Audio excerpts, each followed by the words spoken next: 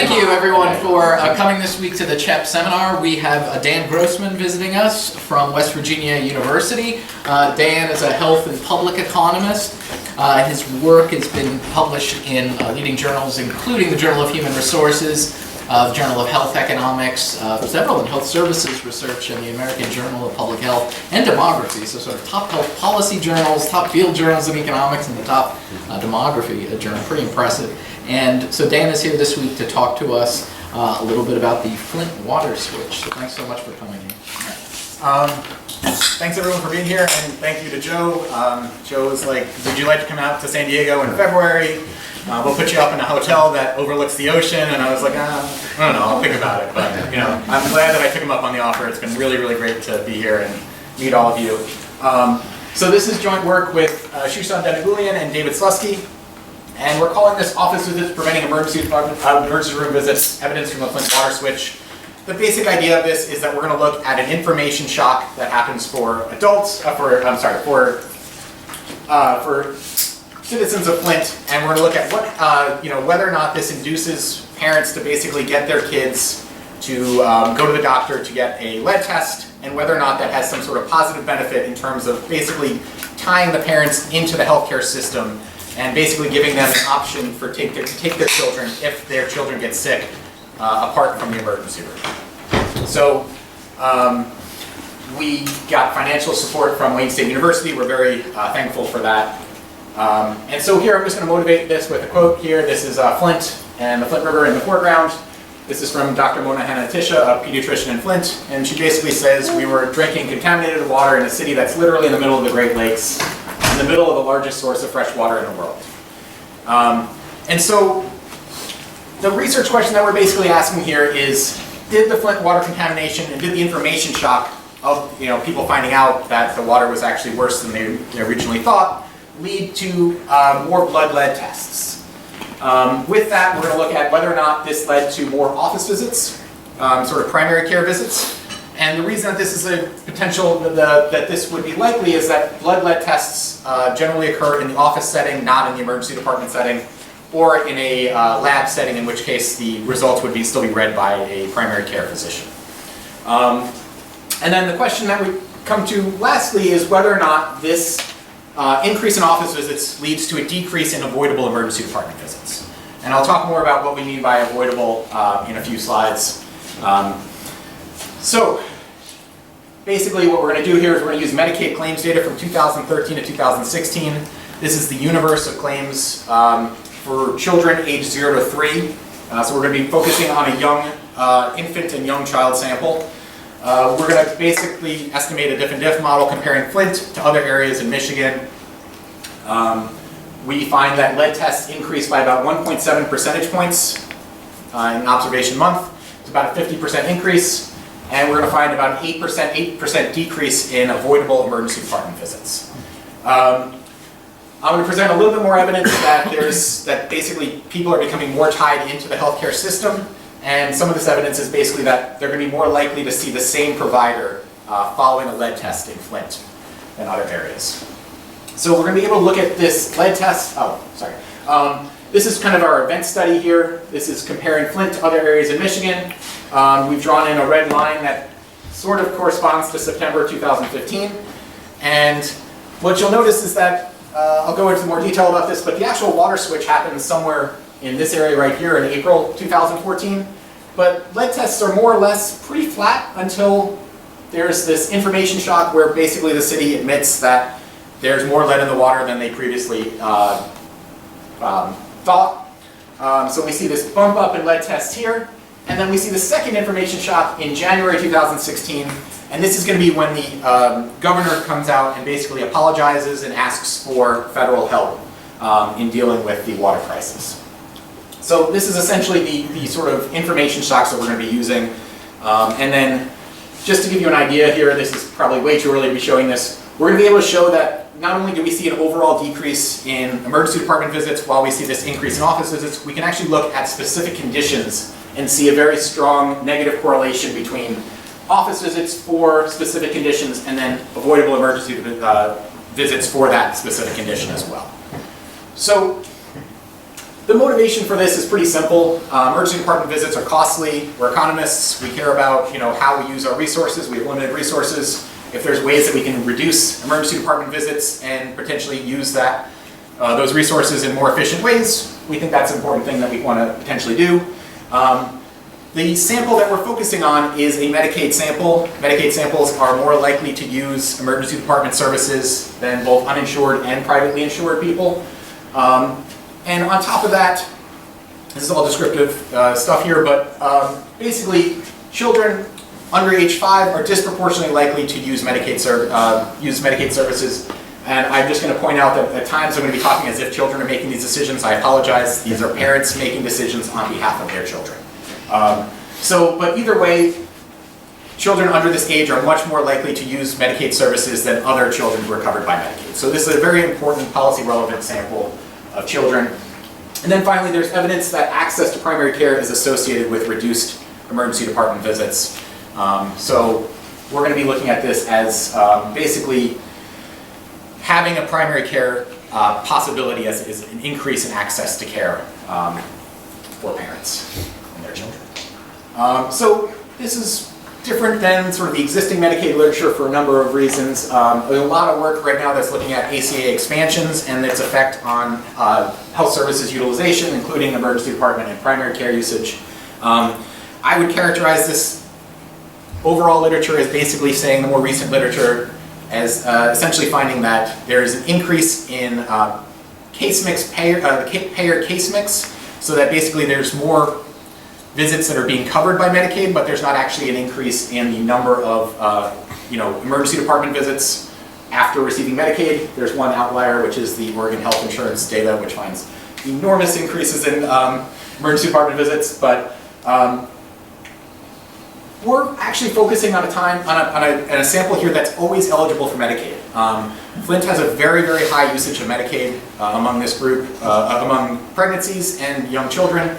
Something on the order of between 85 and 90% of births in Flint are going to be covered by Medicaid, and those children will be eligible for Medicaid pretty much continuously for the first couple of years of their life. So there's no real expansions that we're looking at here. Others have looked at how sort of the new retail clinics coming in might affect emergency department utilization.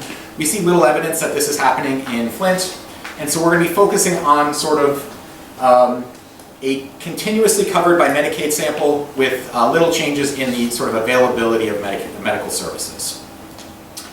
All right. And we're going to be focusing on this office visit shock. So the variation that we're looking at is essentially an information shock. It's basically that parents finding out, it's basically when the city announces to, essentially in a press release that, the water is worse than we originally let on. And so essentially you might want to get your children tested for lead. This is probably most similar to a number of papers that from Bradley, Newmark, and a couple of co-authors that try to estimate the causal impact of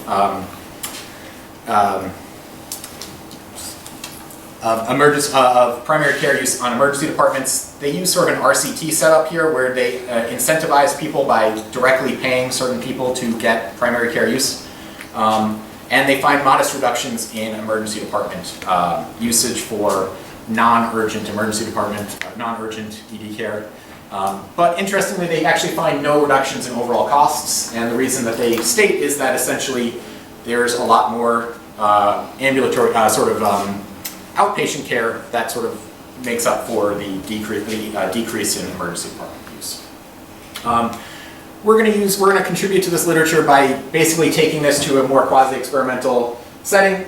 It's a larger setting. It's in the population here, and we're also going to use an NYU algorithm to categorize emergency department visits in terms of this unavoidability measure.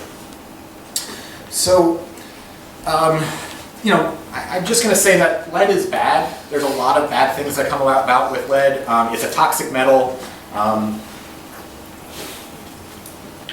It's literally an abortifacient. It raises lead in the water. It leads to higher lead in the blood. Mm-hmm. I just have one question. So do you observe people moving out of Flint because of this? So we don't necessarily see whether or not they move out of Flint. Well, our estimates are going to be an intent to treat. We see we're able to link the birth record to Medicaid data, and so we know whether or not we know where they live at the time of birth. We're not able to see if they move around within Michigan.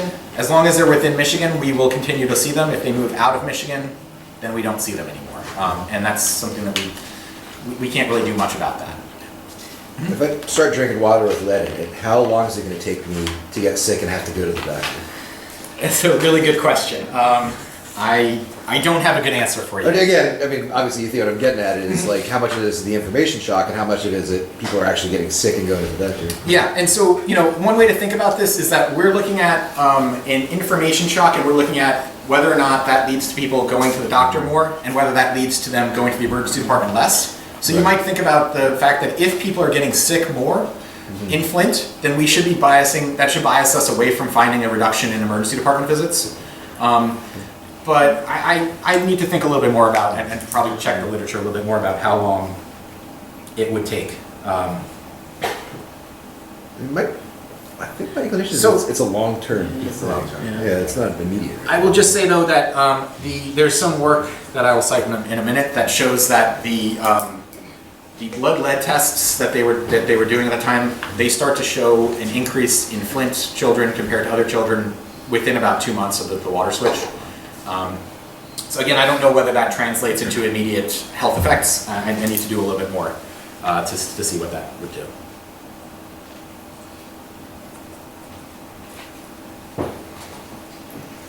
Has there been much work sort of on the sort of first stage kind of information, knowledge sort of dimension, like which populations within Flint were the first to sort of absorb this information and what it meant? No. So there's been a lot of work in the first stage in terms of like who, in terms of seeing an increase in the blood lead levels. Mm-hmm. There's also some work that calls into question that stuff. But in terms of who should be more affected than others, there's a lot of, basically this is all historical, and it all depends on what sort of pipe you have coming into your house. Some people at UM Flint put together a really cool database of lead pipes in Flint. It is, I would say, not by no means perfect, but it does show that there's enormous variation in terms of whether or not there's a lead pipe coming into your house versus whether or not there's a lead pipe coming into your neighbor's house. And it's also there's a lot of pipes that are basically of unknown composition. But there's some of the health services work on this has shown that there are sort of parts of Flint that were more affected than other parts. I don't know I have a little bit of questions about how strong the treatment, sort of how much I believe those estimates. But there's a little bit of work on that. I don't know about in terms of like which information shock, whether or not that would vary. Mm-hmm. Since so much of your experiment relies on the idea of information, that because of the crisis, the parents felt the need to get to a medical facility. Was there any variation in how different parts of the city were exposed to the information? Like if they were getting it from TV or from flyers that were distributed, house visits, I mean, you would, internet, do you work on that side of how they got the information?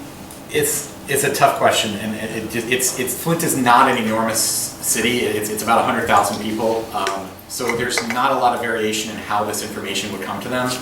The best that we can do in terms of, we've done some work using Google Trends. I don't love Google Trends for obvious reasons, but it is very hard to get, even at the city level. I think a lot of what we're getting is Flint mixed with Saginaw and maybe one or two other cities, and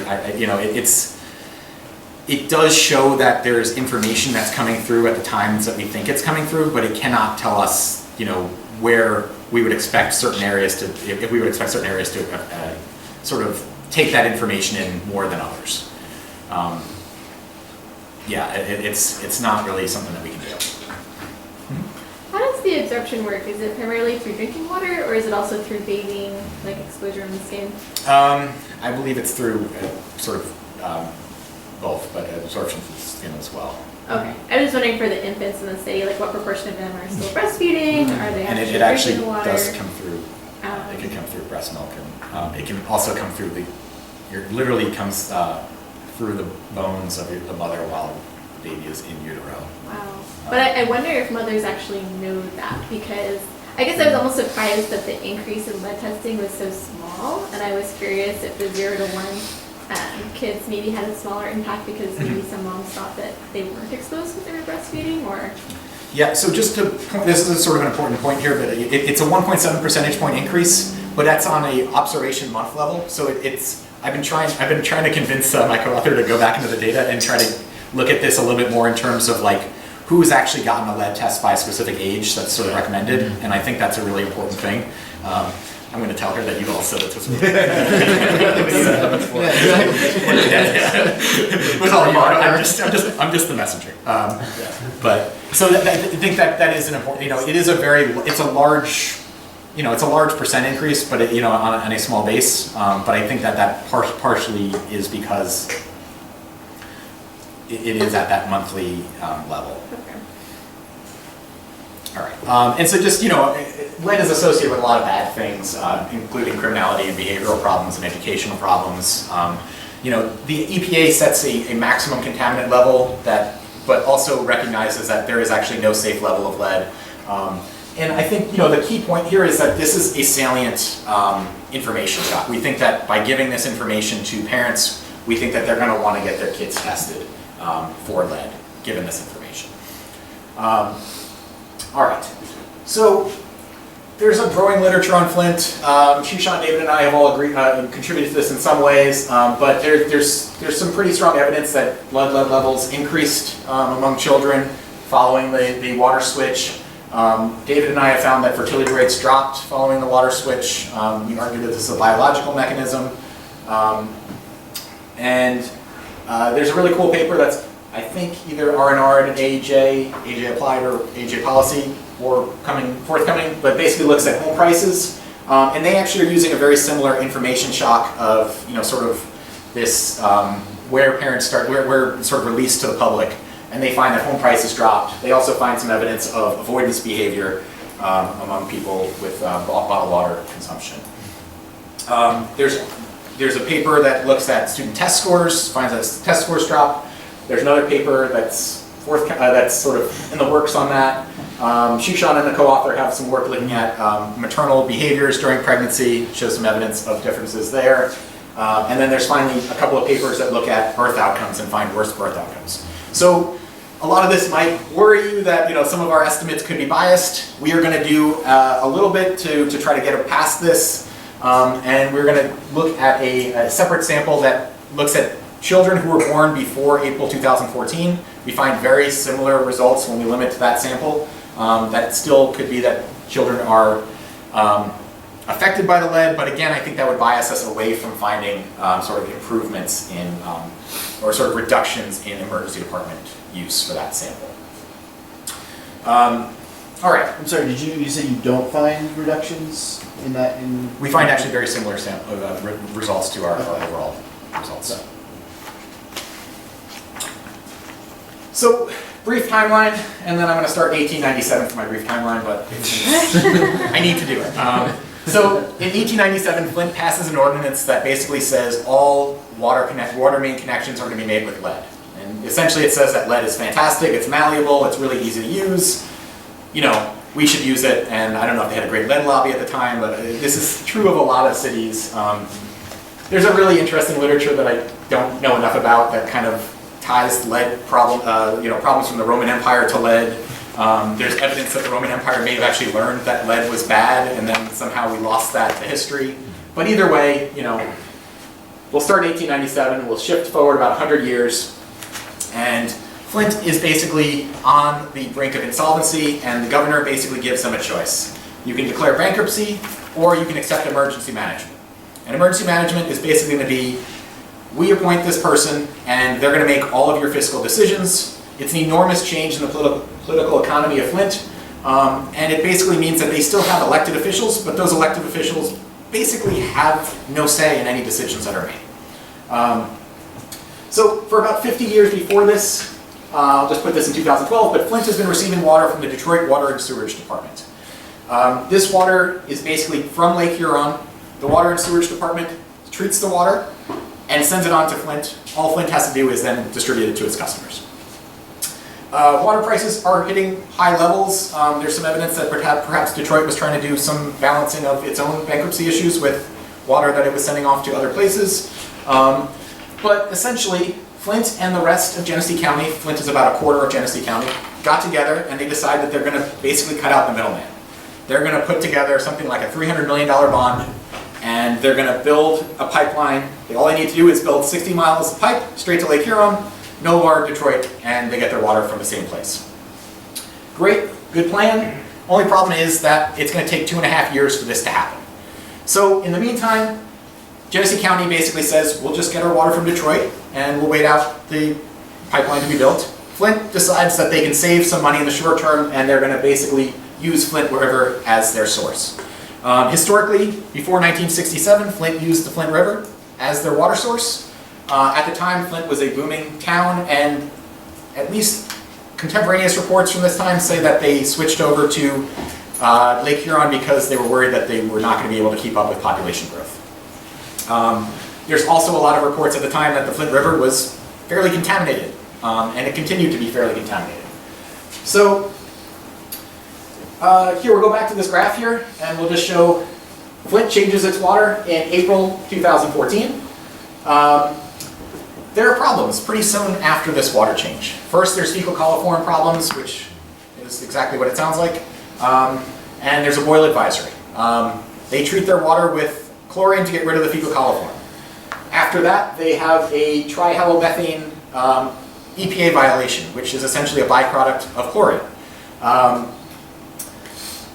And around this time period, Flint holds a number of public meetings that basically says the water's fine. You guys are overreacting. You know, maybe it's a little bit discolored, maybe it smells a little bit funny, but it's perfectly fine to drink.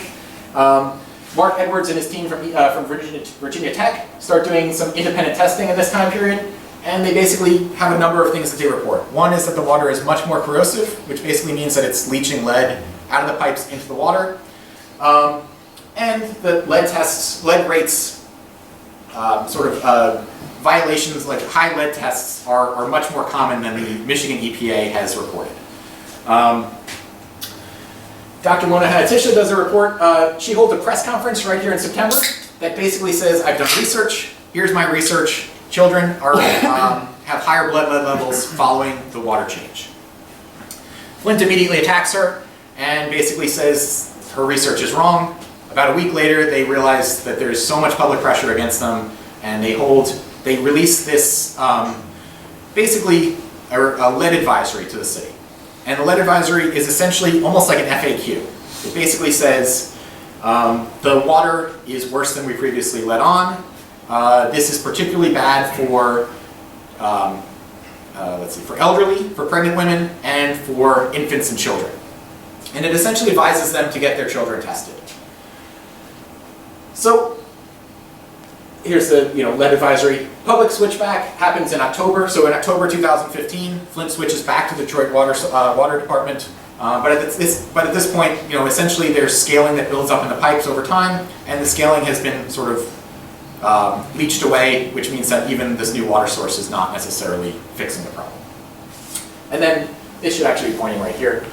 Here we have the governor apologizing to the city and essentially asking for federal help, as well as busing in large amounts of bottled water.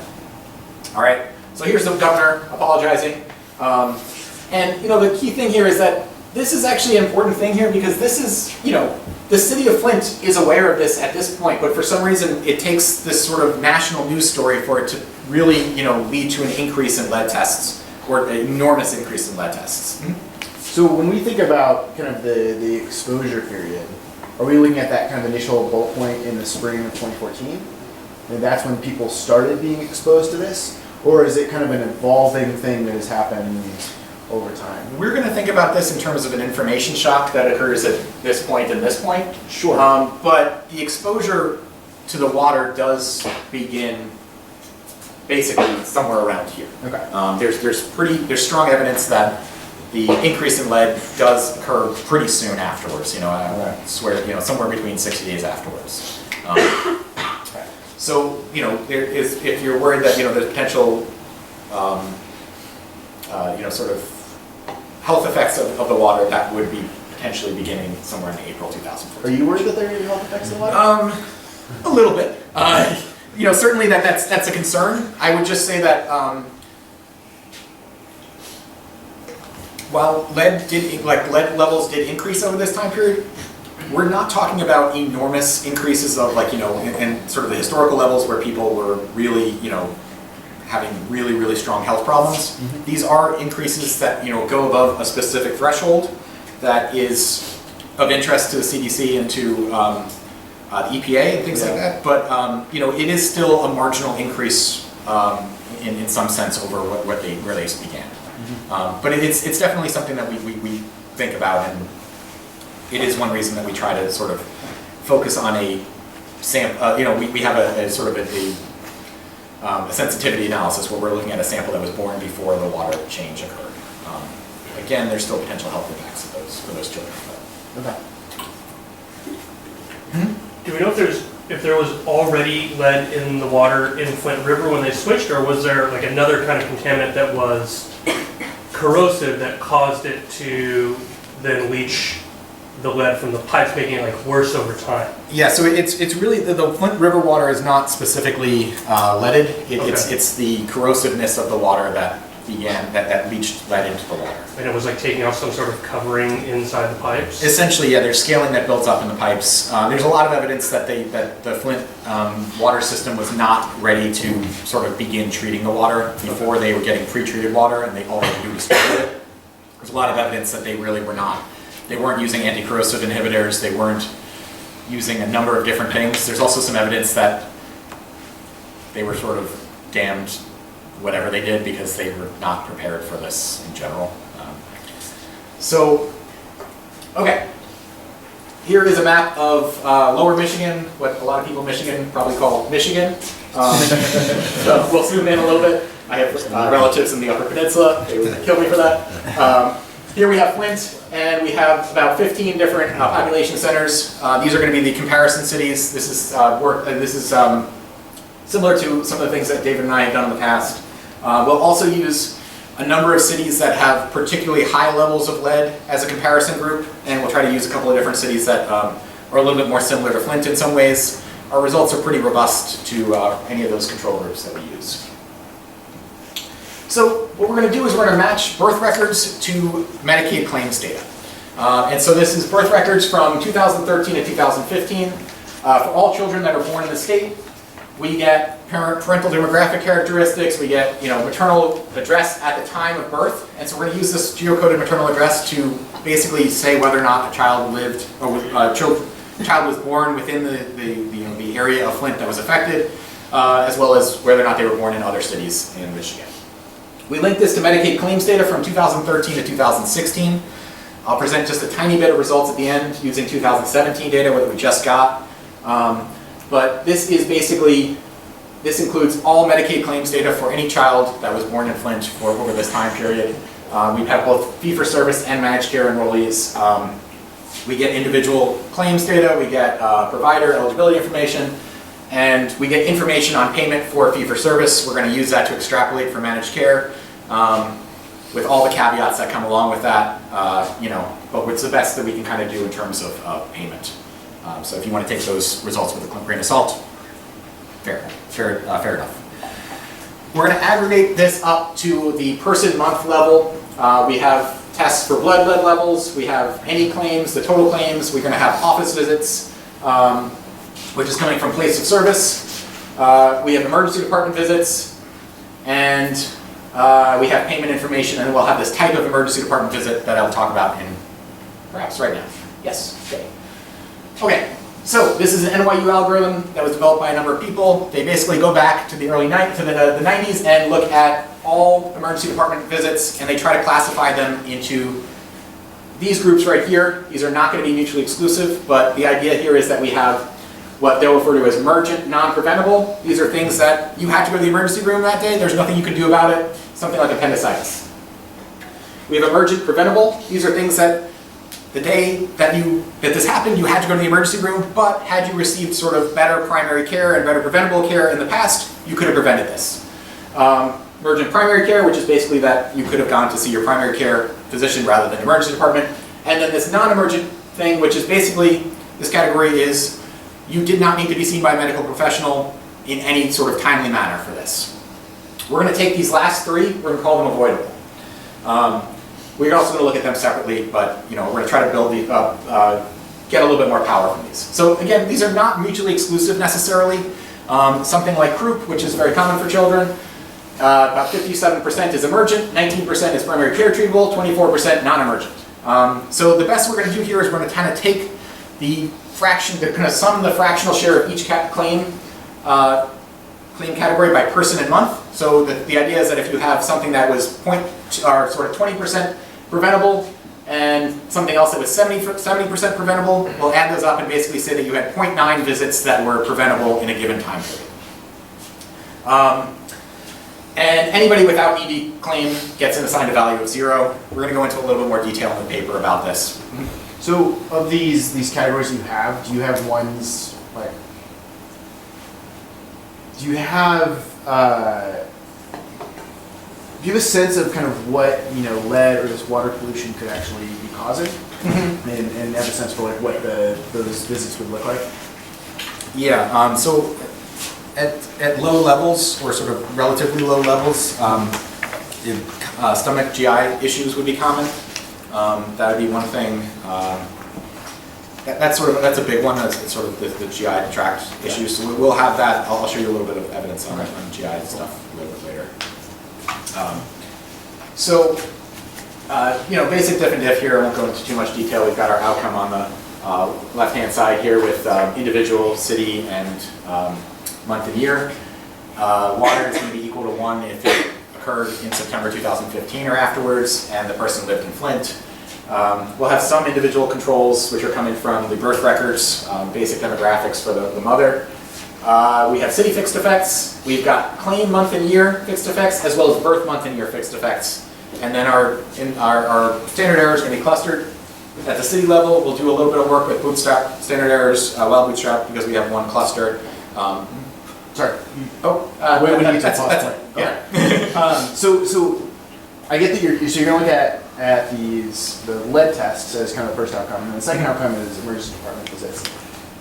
And you're saying that the story is you find a decrease in the emergency department visits for this particular group because they're tied into the healthcare system.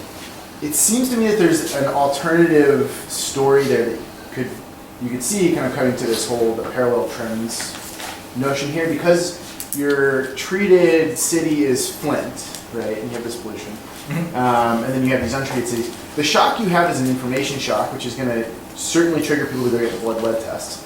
But it's also going to trigger people to go and take avoidance behaviors, buy more bottled water, do the things to try to kind of avoid this harm. So in theory, I mean, that diff and dip, even with just this avoidance behavior, you should also presumably see a drop in ED visits relative to the pre-period. Maybe not relative to the places that didn't have polluted water, but are you going to be able to, either with kind of the outcomes that you look at, be able to kind of tease apart, the reduction through the avoidance behavior versus the reduction through getting tied into the healthcare system here? So let me think about that. Okay. So we can look at this in terms of an event study. In some ways, it's still not going to answer your question though, that whether or not it's caused by avoidance behavior versus information shock. Trying to think of how I would be able to see whether or not it's caused by avoidance behavior.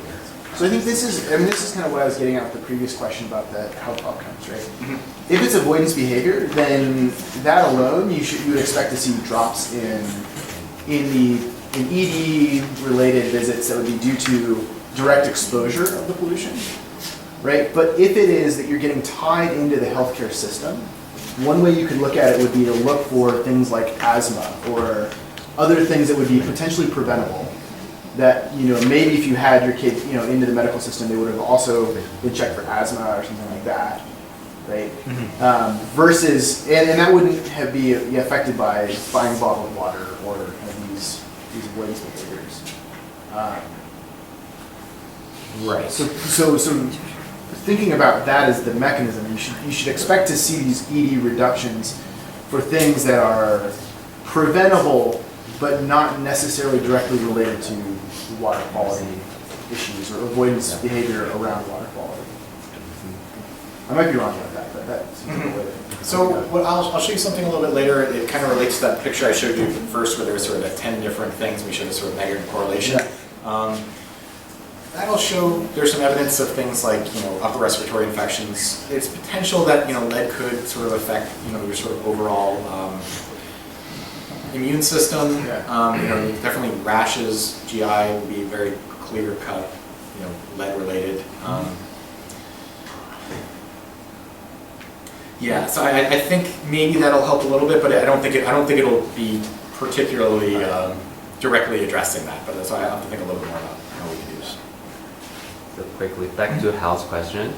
If there are some movers, right? Yeah. And the claim, will the claim for say if they we'll see the claim for the Flint city or after they move.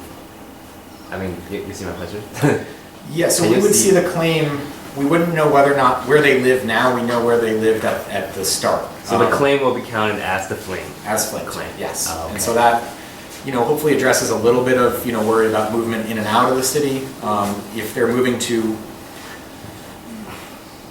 healthier areas, that could bias us a little bit. Yes. Depending on which direction. Yeah, and we've tried to do a little bit of work using NPI numbers, so we're, the doctors and where they practice. It turns out that data is really awful, and like a lot of doctors are listed in multiple cities. And so trying to figure out whether or not this person saw the doctor in Flint or in Detroit is not trivial and is not something we've been able to figure out right now. Or maybe you can try to basically take out some of the adjacent within the commuting zone cities and so in your control group. If we go back to this, it's not as close. I mean, we're really talking, Flint is a little bit off on its own here. We're not using the rest of Genesee County or anything like that, and there's not a whole lot of cities that are in that area. But we don't necessarily know where people go after that. So you're looking at people on Medicaid in Flint, Michigan. I don't think they're that mobile. There's that possibility. That sort of gives us some hope that people are not moving out of state, so we're still capturing them. But I mean that's a fair point. They would have left Flint years ago if they could have. Yeah. It's possible, yeah. Is it possible that the information shock had some spillover to the adjacent cities? Yeah, and so we don't. Shushan has a good slide that I'm not using here that looks at that sort of shows the diff and diff for the lead, and it's pretty clear that lead tests in other areas are not changing. So if that were the case, you would expect sort of a jump up, but just not as big a jump. And it doesn't seem to be the case. It does seem like the information shock is really more focused on Flint. Yeah, maybe the lead test doesn't change. Maybe they're like more like like what Ryan said, the behavior to avoid this kind of lead problem, like maybe by drinking bottled water and so on. Mm-hmm. That could. I sort of okay. I see. So if in the pre-period they're being affected by lead, and that's leading to an increase in emergency department visits, and then they're in using avoidance behavior, that's going to show up as a decrease. Okay. Yeah. I see.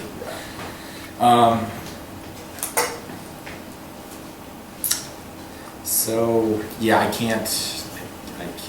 There's not much I can do with that. We do another sort of look at a little bit more of a flexible form thing where we're going to use essentially January 2015 as an additional period. So we're looking at sort of January 2015, which is the first EPA violation that they have for their water, and comparing sort of before, during that period, and then after September 2015.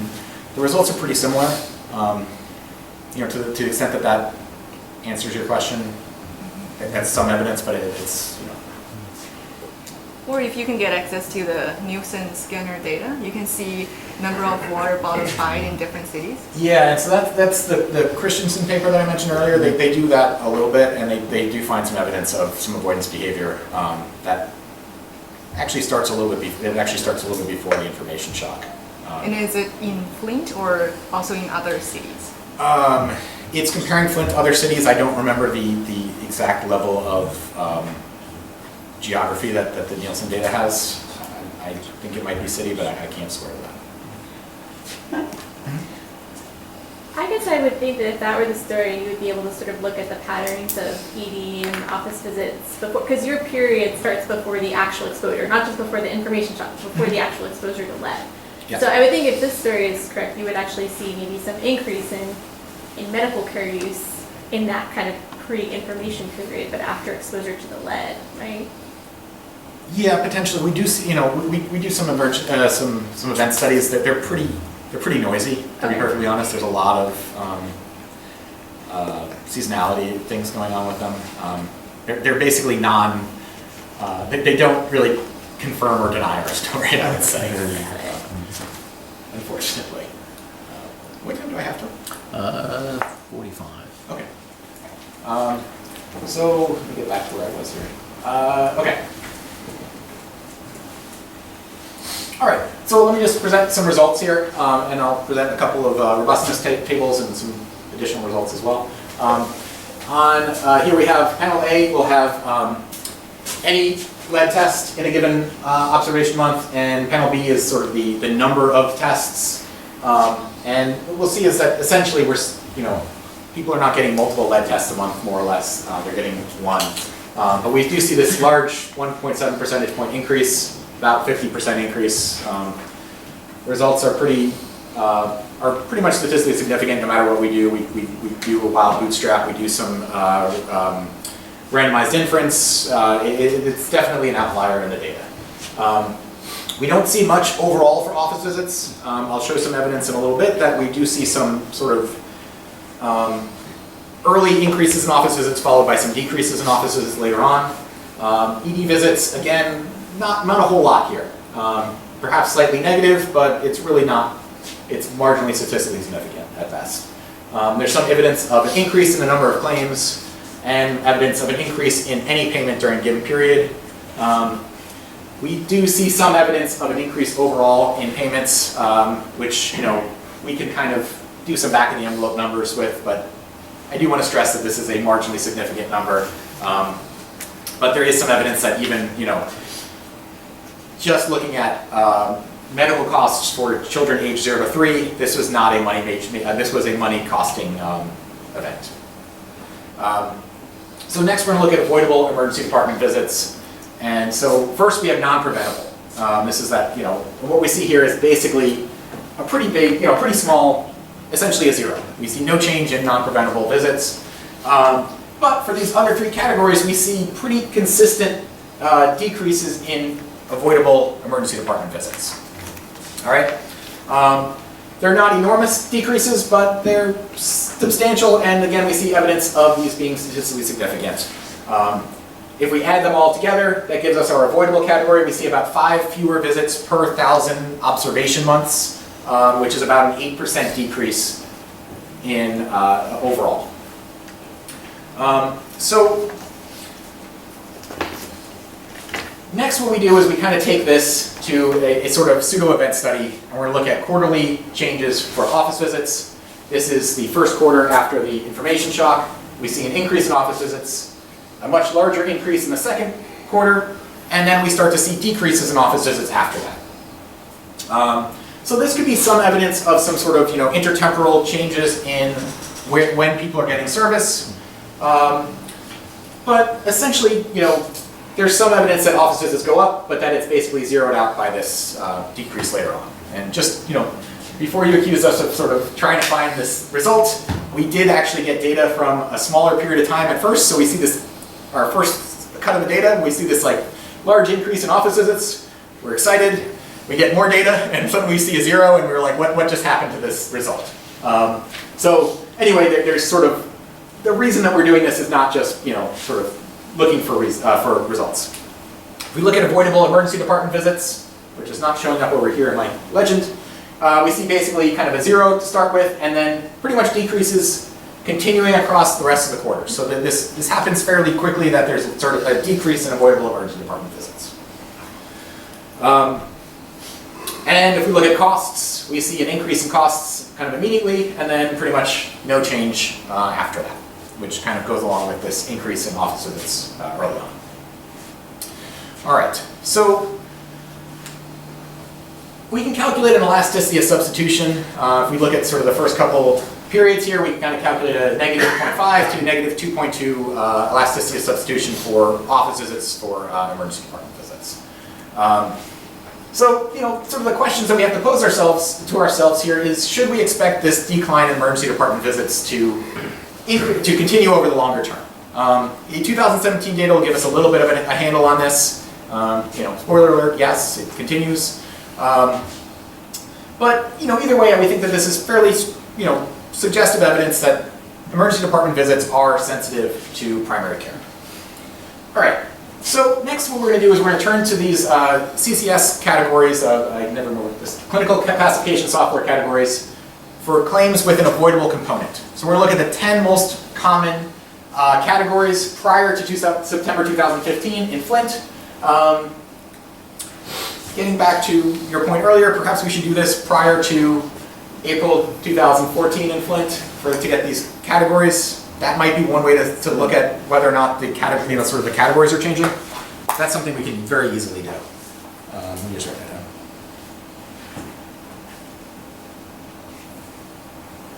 down. The one issue with that is that there is compositional changes because we're only, our sample in 2014 is very young. It's only basically 0 to 1-year-olds. At September 2015, it includes people up to almost 3 years old, but we can still do something with this. What you'll see is that there's a ton of upper respiratory infections, and a number of other things that are pretty common. Lower respiratory skin infections, asthma is on here, so we can actually show a little bit of results for asthma. I can't swear what they are offhand until I see the results here, but and a number of other much less common things. So what we see is if we look at office visits for these particular conditions, we see that we have about 6 of them that are above, that sort of have positive effects. 5 of the 6 are statistically significant. And asthma is right here at a 0. But if we look at avoidable emergency department visits, we see sort of the opposite reaction. It's sort of, we see these negatives for things that we see sort of positives over here for. So we see a decrease in upper respiratory infections, decrease in skin, asthma, abdominal issues, and gastrointestinal issues.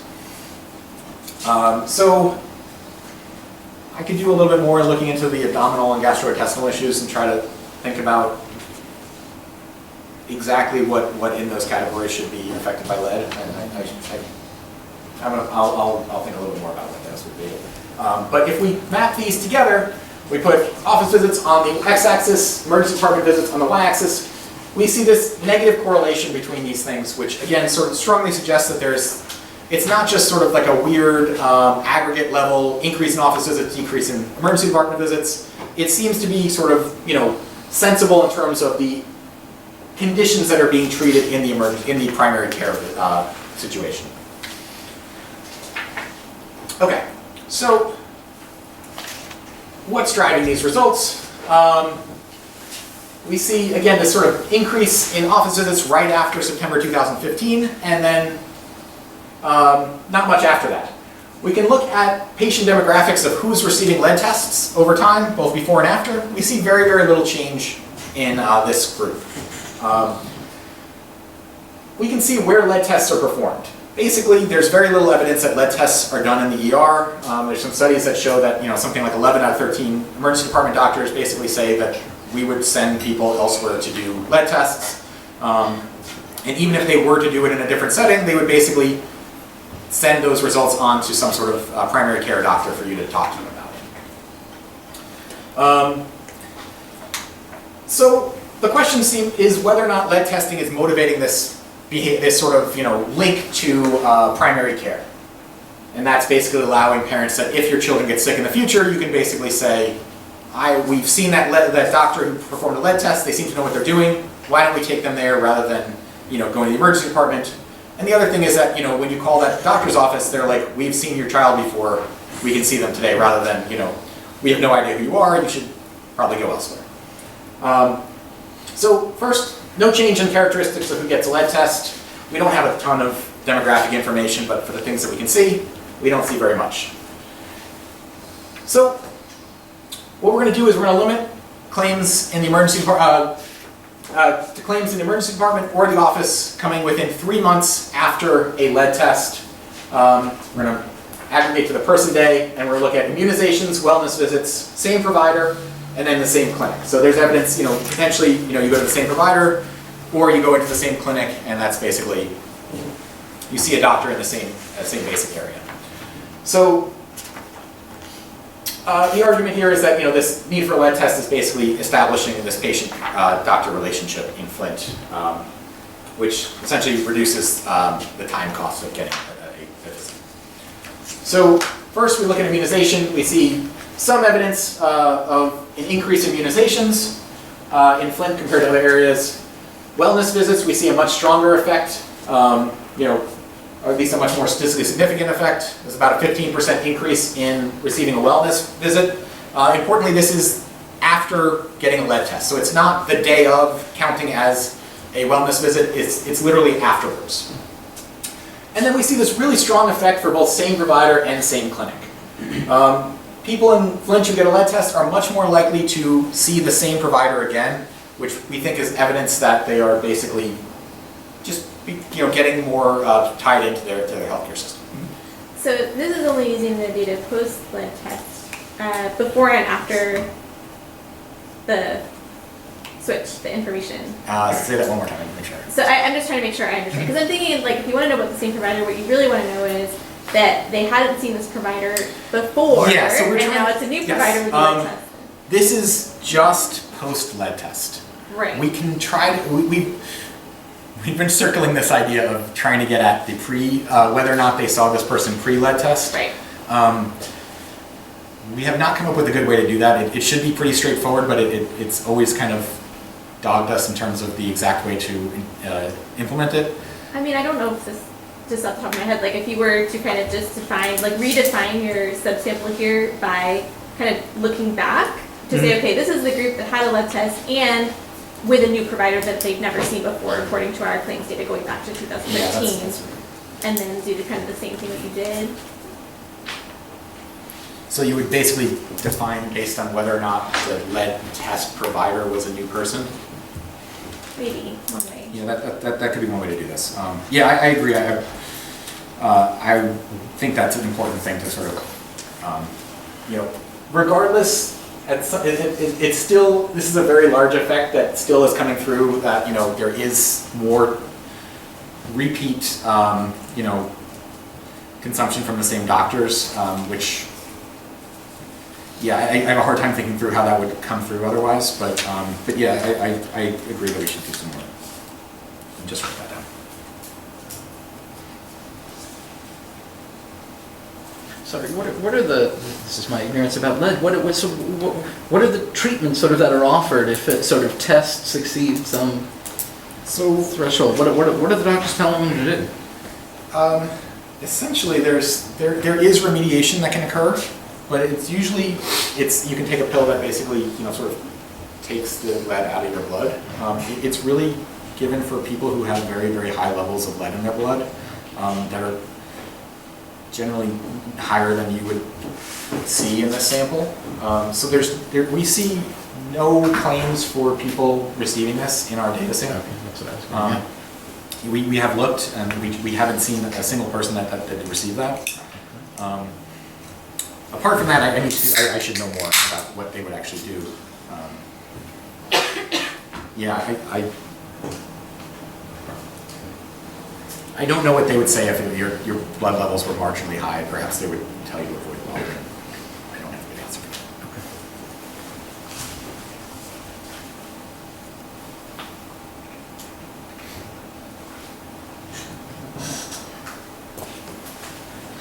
that. Okay. Results are pretty robust to a lot of different checks here. We can look at children born to black mothers. We find very similar results.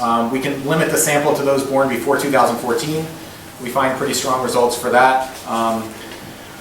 We can move treatment date to January 2016 when we see that really huge spike in lead tests. And again, we see results are pretty robust to that.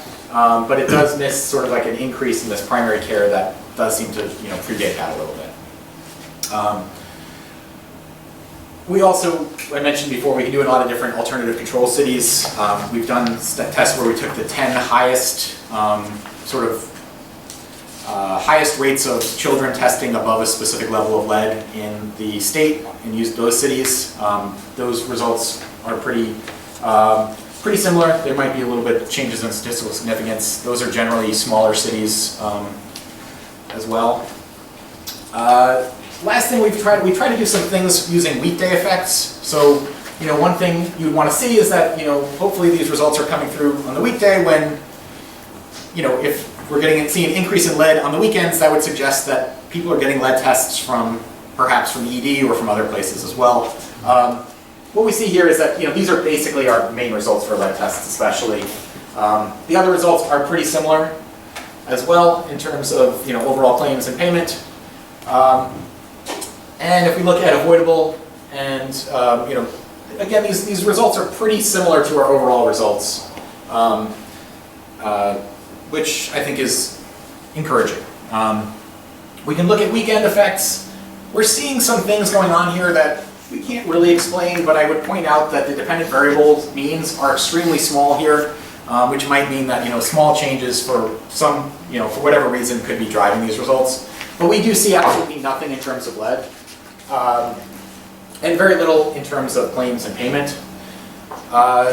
We do find some results, again, for avoidable here, which perhaps makes sense because, whether or not people are getting avoidable visits does not really depend just solely on day of treatment. It might depend on sort of treatment in the past couple days or past weeks. But we do see that these are smaller in magnitude than the weekday effects. Mm-hmm. Did you test whether the parents taking the kids more to the general practitioner or something reduces more the use of emergency visits on weekends versus weekdays? Yes. I mean, I saw that you have two separate slides, but is there a significant difference? Oh, I see. We should do we need to do a formal test of this. We don't. I can't tell you that off the top of my head.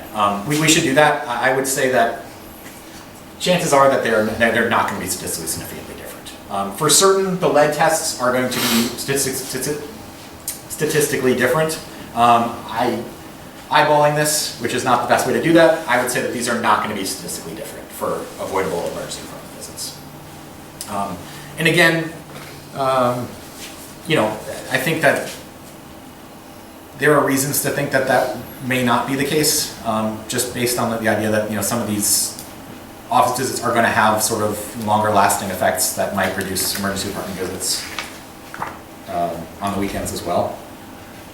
Another question I have so far, the only difference between the population's characteristics that I saw is you tried it for blacks and non-blacks. Mm-hmm. Did you also try it for mothers who live alone versus households with two parents? Is there a difference? We won't be able to say too much about that. We can say whether or not there is a father present on the birth certificate. It's not a great proxy. That's good. Well, it's okay, but the possibility, whether or not the father is still living in the house a year or two later, we won't be able to say. Right, but still, it would be an approximation. And Yeah. what would you expect? Do you think that when there are two parents involved at birth, Do you think that they would be substituting more or substituting less? I would think in terms of time costs, there's a possibility that two-parent households would potentially be taking their children to the primary care. Might be more likely to take it to primary care than emergency department. That's off the top of my head. I don't have real empirical evidence. Yeah, and also, But we can- it seems the more rational thing to do. So if there are two people making the decision, maybe they're less likely to act out of impulse and more likely to discuss it and make a rational choice. We can definitely separate the results. by Would that. be That's- interesting yeah. to see. No, that's definitely something we can do. All right, I'm going to just show results for children born before April 2014. These are children that are born potentially before if you're worried that there's selection into the children being born in Flint, which we present some evidence that you might be worried about that in terms of fertility rates dropping, in terms of potentially worse birth outcomes. We see very strong results. We see even stronger results for lead claims for this group. And we see probably even stronger results for avoidable emergency department visits for this group as well. All right, so here's where things get a little bit more interesting. We're extending our results into 2017. These are, I think, Shishan presented this last week, so these have been seen before, but they've not been seen by many people. We see very similar, we're seeing the same pattern right here, decreasing, but continually decreasing into 2017 for office visits. This is something that I'm having a hard time wrapping my head around. You might expect office visits to bump back up after this time period if you thought that people were sort of intertemporally substituting office visits, then perhaps they were moving their wellness visits up to here, and then decreasing wellness visits in the later periods. This pattern, I'm having a hard time explaining. Again, I think this would be an issue. It's possible that these original office visits were basically office visits over and above the initial wellness visit. If people are sort of more healthy, they might have less reason to go into the office. But I'm speculating here. Is it possible that the doctors told them you should come back in 1 year, 2 years, 3 years, and that they didn't say you have to, I don't know, this is already 2 years after the time that you're really looking at? Right. So it could be the doctor said just come back next year, they didn't say come back in 2 years. It could be that you have to see what was the policy that was recommended by the doctors there. Right. I mean, I think it's likely that children of this age are probably should have a wellness visit annually. Whether or not that's how well implemented that is for parents, or how much parents decide to do that, it's up to them, obviously. But in some ways, we're trying to think about this as the immediate effect is through 2016, and now we're trying to think through what the extra year of data is providing us. But yeah. I know the kids are slightly different ages. Is there like a lull in the vaccine schedule or something as they're getting closer to like 4? Is my welfare. Just thinking of anything age-related that might differ. Yeah, but it's still comparing between, sort of within age groups in essence among, across cities. So I don't think that would necessarily bias us. So in this case, but yeah, I think your point's an interesting one. Or it's not just, you're not looking at just the cohort that was born, either during or before. You still have like new children basically being born in this window as well. New children are being born up through here, Up through there. and then we're following them up Okay. through here. And then so, I think that's what you're asking, because like the way that like your visits go, it's like every 2 days, 2 weeks, 1 month, 2 months, and then it starts to spread out from there. So it might just be like the pattern of well checks as this cohort ages through the sample that could be accounting for some of the drop if you're not Also considering then the kids that are being born afterwards. I mean, I don't think that's probably like the primary thing, but I was just Yeah. curious about the cohort pattern of what was that's operating through here. Yeah. So, I And guess, is there also something about well baby clinics that goes to a certain age? potentially, I guess my thought on this is that those schedules look the same for Flint compared to all these other cities, and so comparing them, it shouldn't be able to explain these results. No, that's right.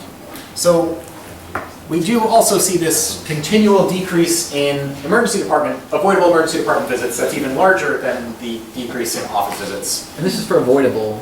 for avoidable. Is this Yes. all great news, Dan? I mean, we've scared the hell out, we've saved a lot of money. We've scared people from something you said didn't do much harm. I mean, this is like a great intervention. So, no. Push back on that. It's not great news because the generalizability, if you think about what this is generalizable to, it's generalizable to a very large information shock that has bite and that causes fear and panic among adults. We think that this is generalizable to a lot of potential environmental shocks, which are becoming more common. Whether or not that's because of informational increases or because of regulatory changes, that's debatable as well. But we do think that this is important in that sense. But if I go back to that first slide of the work that's been done on Flint, there's a lot of bad news here as well. You're focusing on the demand side by the parents of what kind of care they want for their children. They want to take them to a hospital, to a clinic.